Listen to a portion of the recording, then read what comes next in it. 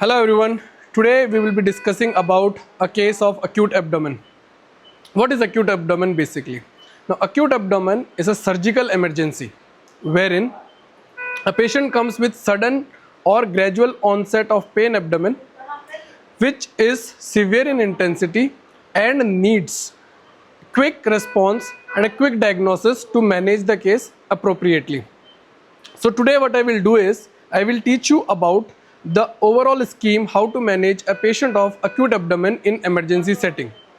We will start with general survey of the patient, then we will move to local examination, we will look for inspection and palpatory findings. So first and foremost thing which we need to observe is the pulse rate of a patient whenever a patient comes in the emergency setting. Now pulse in a patient of acute abdomen in conditions like peptic perforation, peritonitis, etc., it takes some time to elevate. Whereas there is a single condition, that is in reproductive age group female coming with severe attack of pain abdomen and extremely paler on appearance. What we need to think is about ruptured ectopic pregnancy. So pulse plays very important role in diagnosis of ruptured ectopic pregnancy.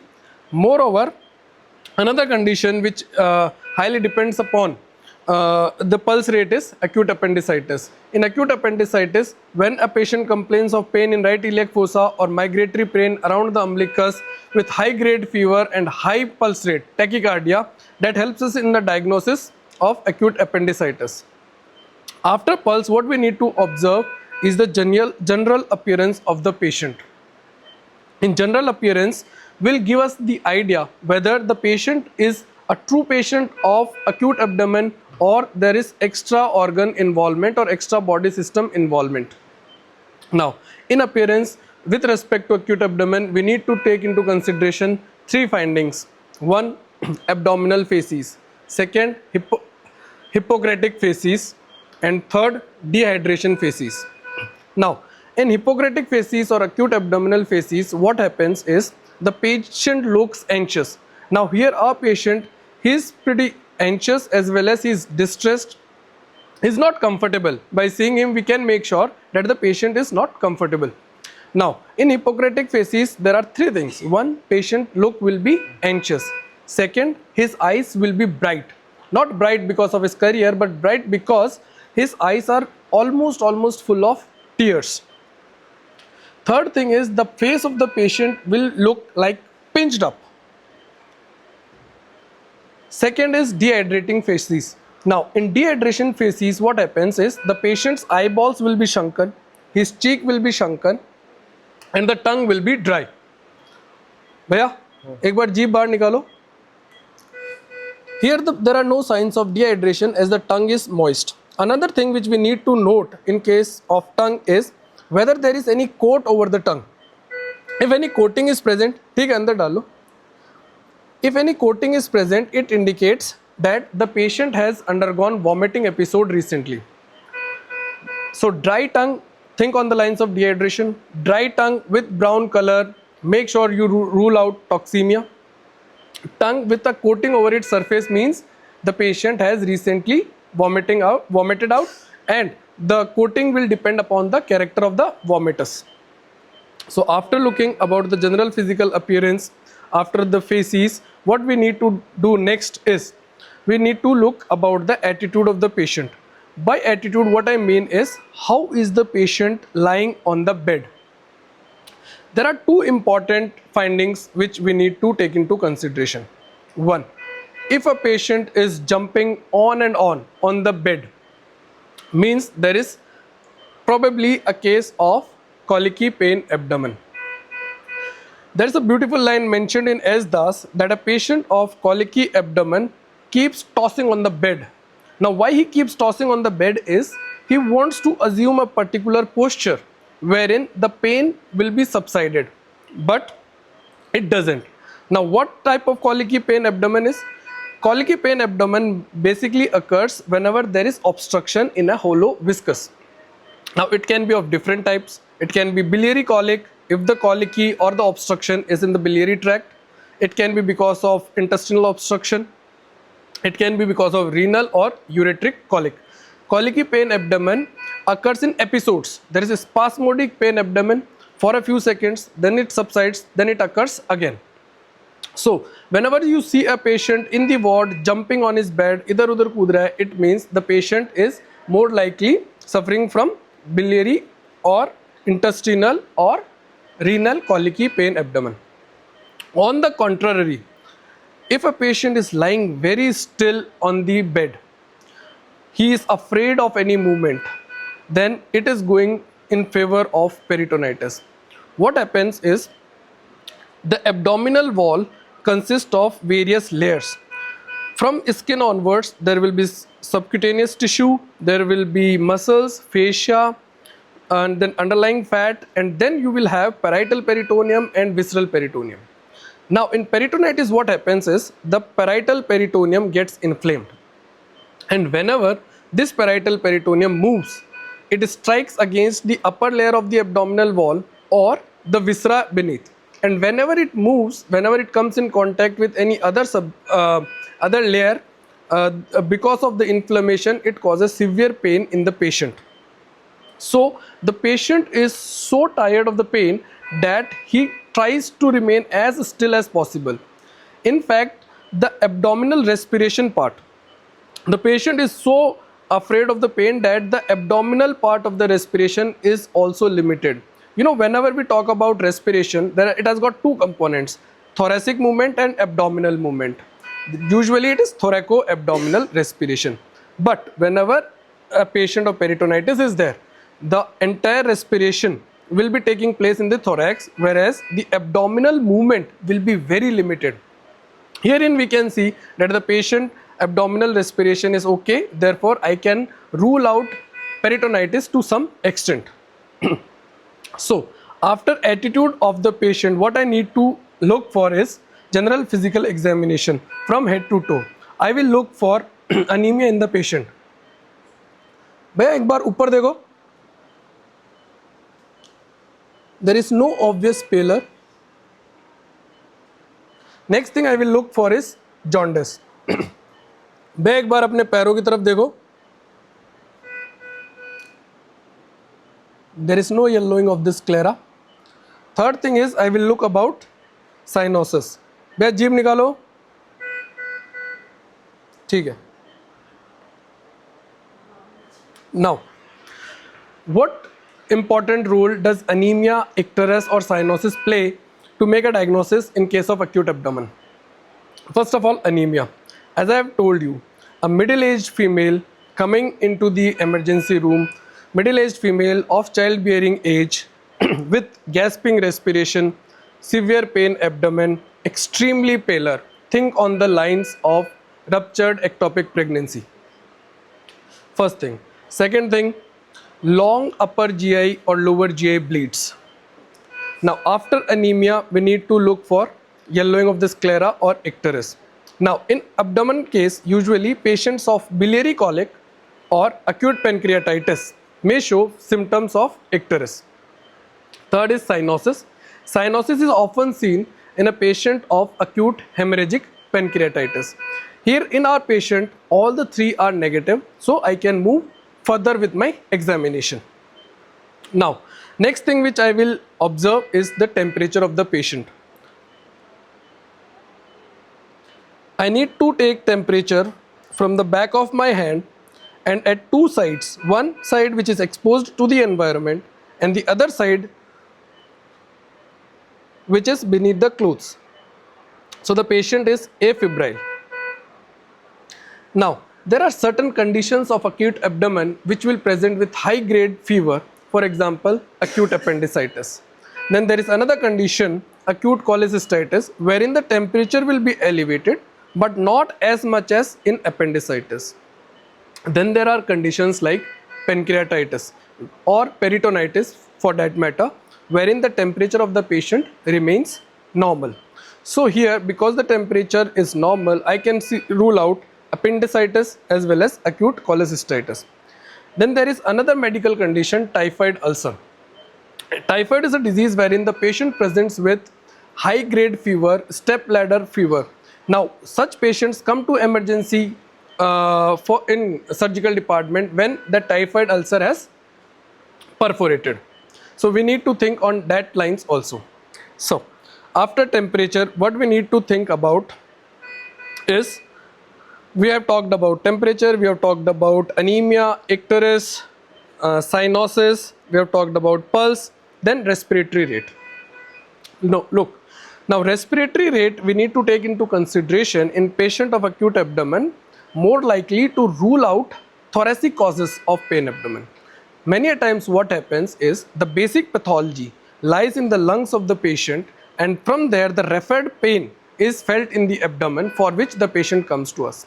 For example, patients of lobar pneumonia or basal pleurisy might perceive the pain in the abdominal region and can mislead us.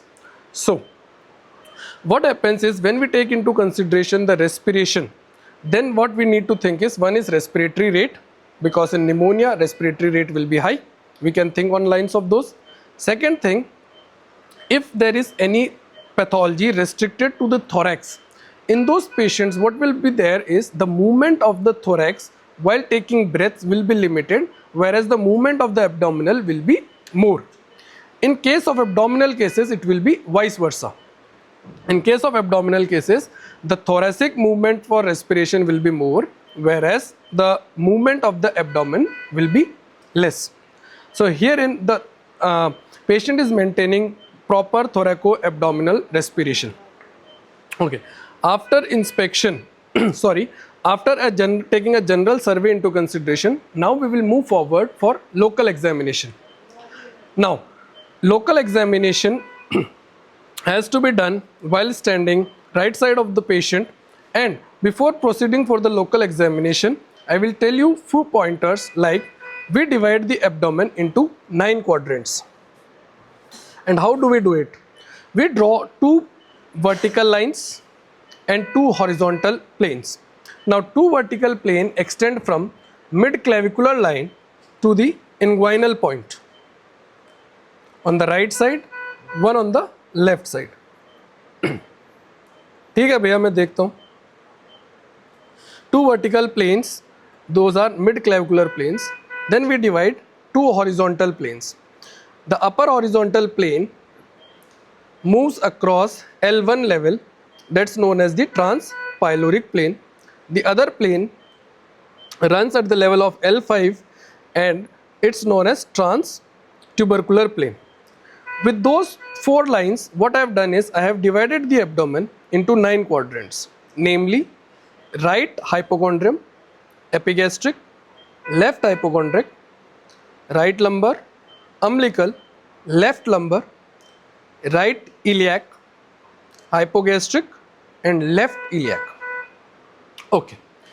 Now in inspection, the most important thing about inspection of an abdomen is inspection of hernial sites.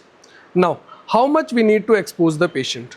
For any patient, if you are going to carry the abdominal examination, the patient should be exposed from the level of nipples to the mid thigh, especially so that we can make sure that the patient is not suffering from any hernias, namely indirect or direct inguinal hernias, femoral hernias which is surgical emergency, then torsion of the testes. Pain in torsion of the testes can also be perceived as lower pain abdomen, and any testicular pathologies. So make sure that you expose the patient properly. Here in this patient, I have already looked for hernial orifices and testicular pathologies, and because of patient's privacy, we are not exposing those. Okay. So now, what we need to look for during inspection? First of all, in usually what I do is we move head to toe, but in case of abdomen, what I think better is we need to move from lower side to upper side, so that सबसे बड़ा advantage ये है we don't miss the hernial sites. ठीक है? After looking for the hernial sites, there is no hernia, there is no testicular torsion, then we move upwards towards the abdomen. Okay तो abdomen में आने के जैसे ही हम एब्डोमेन का inspection करेंगे, तो सबसे जो इम्पॉर्टेंट चीज़ है वो है skin of the abdomen. Now While what I need to take into consideration while inspecting the skin of the patient. First of all, we need to look whether there is any bluish discoloration around the umbilicus or not. Now, any hemorrhagic contusion around the umbilicus is known as Cullen sign. How you can remember is umbilicus, U for umbilicus, then if I turn this U, it makes a C, therefore it's Cullen sign and is typically seen in acute hemorrhagic pancreatitis. Second thing is, if I see any contusion in the flank area, bluish discoloration or contusion in a flank area, that's known as Gray Turner sign, typically seen in a patient of acute hemorrhagic pancreatitis. Now, another thing which we need to keep in mind is if a patient who has undergone abdominal surgery, then there are chances that he will have recurrent attacks of intestinal obstruction because of the adhesions. That's the importance of surgical scar. Next thing is, in rural areas, what happens when a patient suffers from severe acute abdomen? What they do is they put warm objects on the abdomen, as in they are like what we do, heat compression. So they keep very warm objects on the abdomen, and many a times there are multiple boils over the abdomen. So these four things we need to keep in mind while inspecting the skin of the abdomen. Next thing which we need to see is whether there is any peristaltic movement visible on the abdomen. Now, in case of small bowel obstruction, many a times what happens is there is a ladder-like movement over the abdomen. And there was a case when I was in my internship, there was a patient from Dosa, and what was the funny thing about that is there was a ladder-like pattern on the abdomen which I saw for the first time, and I thought that there is some reptile or snake inside the patient's abdomen. And the funny part was I had to take the history, and जब मैंने patient से पूछा whether you were vomiting or not, he said yes. And further when I inquired that was your vomit awfully, did your vomit foul smelling, and the patient's attender he kind of judged me like doctor साहब उल्टी में तो बदबू आएगी और क्या आएगा. So keep that point in mind. Peristaltic movement over the abdomen. Next thing is there any pulsating swelling around the abdomen? Because abdominal aneurysm, very grievous disease. If it's bleeding into the abdomen, then we need to open the patient immediately, and there will be a pulsating swelling across the abdomen. If you find a pulsating swelling around the abdomen, pulse is thready, low in volume, vitals are deranged, think on the lines of abdominal aneurysm. Very important. Okay. What we have done is we have looked for the skin, we have looked for pulsating swelling, we have talked about any peristaltic movement. Next thing is the contour of the abdomen. Very important. Now, normally what is the shape of the abdomen? An abdomen is flat shape or scaphoid when a patient is lean and thin, or distended abdomen. Now, distension is of main focus here. Whenever an abdomen is bulged out, it's known as distension. Now, in distension, what I need to keep in mind is how did the distension begin? Whether it was acute in onset or it took some time and the distension grew over a period of time. Acute distension can be seen in two conditions: volvulus of the cecum or volvulus of the sigmoid colon. In these two volvulus means malrotation of the gut, the distension develops within hours. One thing, the onset of distension will guide you towards volvulus. Second thing is, where did the distension begin or where it is prominent? Now, usually in small bowel obstruction, the distension will be prominent in the central part of the abdomen, whereas in case of large bowel obstruction, the distension will be prominent in the flank area or peripheral part of the abdomen. So in distension, we need to keep in mind about its onset, where in which part of the abdomen is the distension prominent. And a third thing is, there are certain diseases where distension may not even take place. For example, patient complaining of pain majorly in the right side of the abdomen without distension, what all things I need to keep in mind is, it can be a patient of acute cholecystitis, it can be a patient of renal or ureteric calculi, or it can be a patient of acute appendicitis. All these three things, there will be no distension. Many a times, even in peritonitis, distension will be absent. So patient coming with severe pain abdomen without distension, think on these lines. Okay.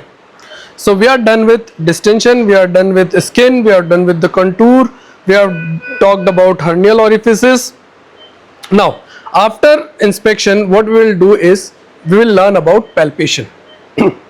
Okay, first and foremost thing, the technique of palpation, because if our technique is not good and the abdominal muscles undergo voluntarily spasm, then we will be mistaken most of the time. Now, as we begin our palpation of the abdomen, what I want is, I want these muscles to be relaxed. Now what can I do is, I can keep a pillow below the head. Next thing is, I can ask the patient to flex his knees and hip. भैया ये पैर मोड़ लो, घुटने मोड़ो, ठीक है. Now there are two big things we need to keep in mind while palpating a patient. First thing is voluntary, and the other thing is involuntary muscle spasm or muscle guarding. Because if you want to feel the organs beneath, we need the abdominal muscles to be relaxed. Now for this, what can I do is, either I will ask the patient to take deep breaths, and as the patient will expire, during expiration, the voluntary component of muscle guarding will not be there. Involuntary muscle spasm, which will be because of peritonitis or underneath inflammation, it will be present. So now, first of all, why does muscle spasm occur in case of acute abdomen? Now in acute abdomen, what happens is, if there is an underlying pathology, like if there is inflammation in an underlying viscera or organ, it is a protective mechanism. Now it is not very particular to abdomen only. Now in case of meningitis, when the body wants to restrict the movement of the head, what we see is there is neck rigidity. In case of pleurisy or pleuritis, the thoracic breathing movement becomes restricted. In case of synovitis, the movement of the joints get restricted. Similarly, in case of peritonitis, the muscles, in order to protect the patient from the pain, they undergo spasm. Okay. Now, how to overcome this spasm? One, I have told, I will ask the patient to take deep breaths. Second thing is, I will start a conversation with the patient. When I will talk to the patient, then the patient will not voluntarily contract the muscles. Another thing, whenever we are going to palpate the patient, what we need to do is, we will be palpating from the volar surface of our hand. Our forearm should be horizontal. Preferably, the examiner should sit on a chair at the level of abdomen, or he can kneel down for that matter. Next thing, I will ask the patient, where is he feeling pain? भैया, कहाँ पे दर्द होता है आपको? यहाँ होता है, यहाँ तुझे लग जाता है, और यहाँ छाती वहाँ तुझे लग जाता है, गला पकड़नी पड़ता है. Okay. सांस नहीं आते हैं, जीव घबराता है. हरता फरता हूँ थोड़ा घना, तो जल्दी कर बता आ जाए, जोर जोर से थोड़ा ज़्यादा दबा तब तक. ठीक. ऐसा पड़ते कटोली टाइप में सूते हैं तो फट लगा के फट जाती है. So what the patient is telling is, he is feeling the pain in the midline from the umbilicus above. So if a patient is complaining of pain in the midline, what I need to keep in mind is, I cannot palpate the midline at the beginning. Okay, जहाँ से भी patient pain बता रहा है, preferably start palpating just opposite to that area. Turn the patient's face to the opposite side. While palpating, look for the facial expression of the patient. If I will be tender, if the spot will be tender, then the patient's facial expression will guide me. Okay. भैया पेट हल्का छोड़ दो. Now because he was complaining of pain in this area, what I will do is, I will try to start palpation from a point away from this area. लंबी लंबी सांस लो.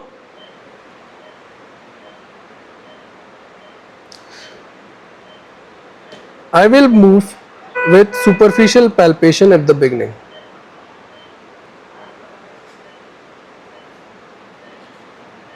While palpating, the thing which should run in mind is what are the viscera underneath my hand which I am palpating. There is a slight discomfort in the right hypochondriac area. See, there is voluntarily spasm as I have approached this area. I will not go for deep palpation here.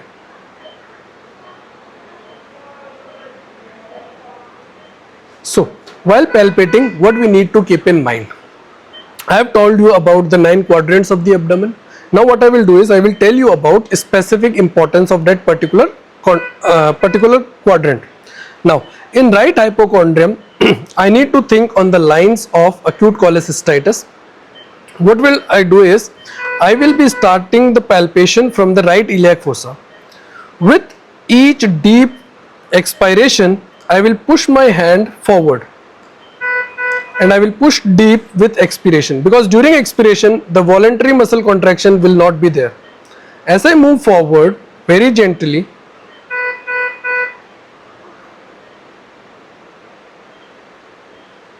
now see, as I pressed deeper, the inflamed gallbladder probably came and struck my index finger, and there was a sudden catch in breath of the patient.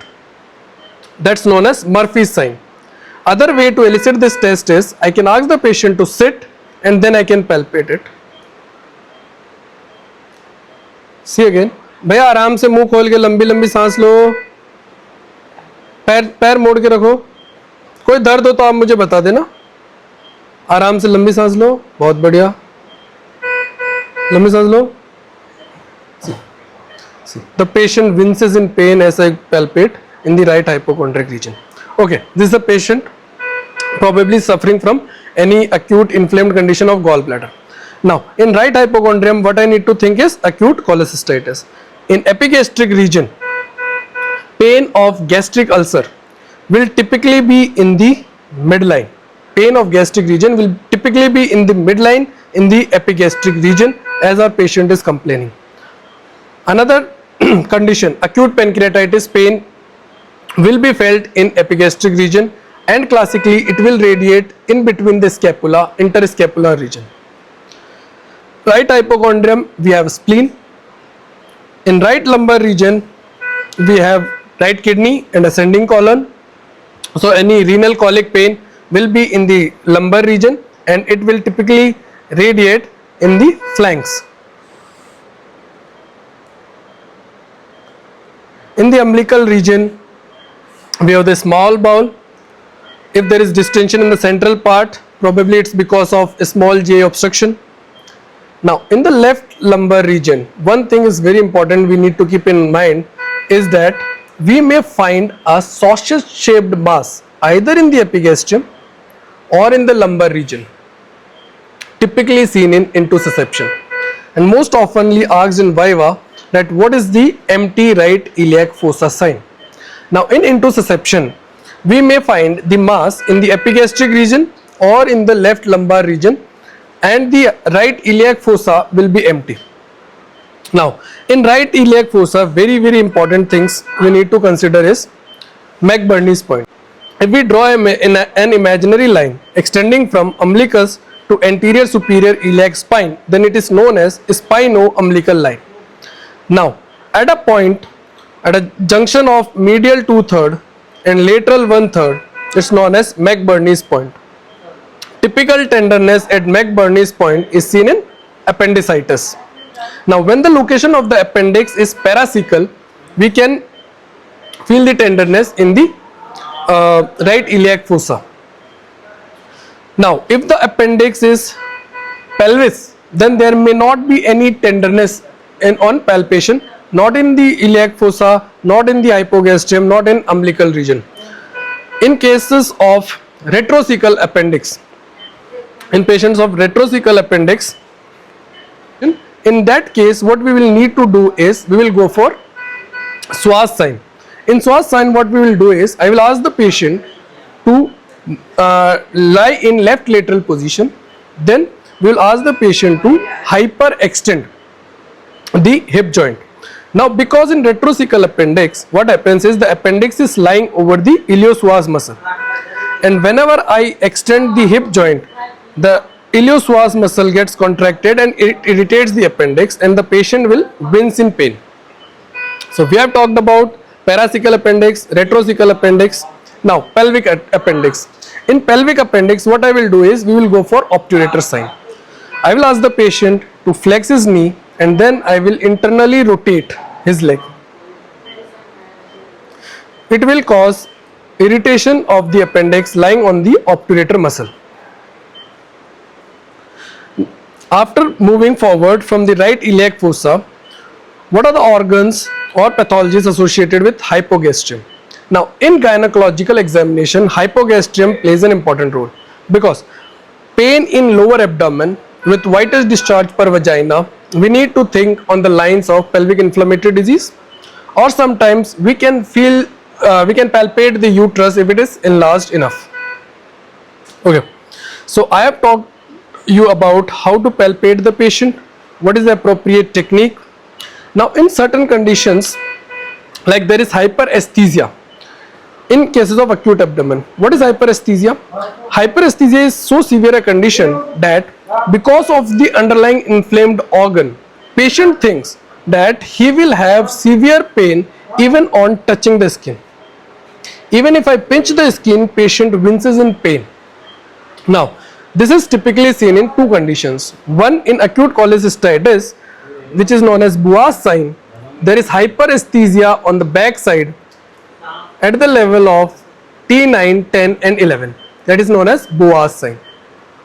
In case of acute appendix, we need to know about a Sharon triangle. A Sharon triangle is, it is a triangle formed by three lines. One spino-umbilical line, one line extending from the ASIS to pubic symphysis, and the other line from pubic symphysis to the umbilicus. This is known as a Sharon triangle. Hyperesthesia in this area, in this triangle, gives us a diagnosis about gangrenous appendix. Now, an important thing which happens here is, if a patient of gangrenous appendix, hyperesthesia in this Sharon's triangle, on the next day of admission, if he says that I have got relief in my pain, now then it's not a good sign. This says that the gangrenous appendix underlying might have been ruptured, and we need to open the patient as soon as possible. So today what we have learned is what is acute abdomen, what we need to look on inspection, on palpation. Now the further examination of this patient, for example percussion and all, percussion auscultation, we will be dealing in other patient because this patient is in pain and I don't want to irritate him further. Thank you so much.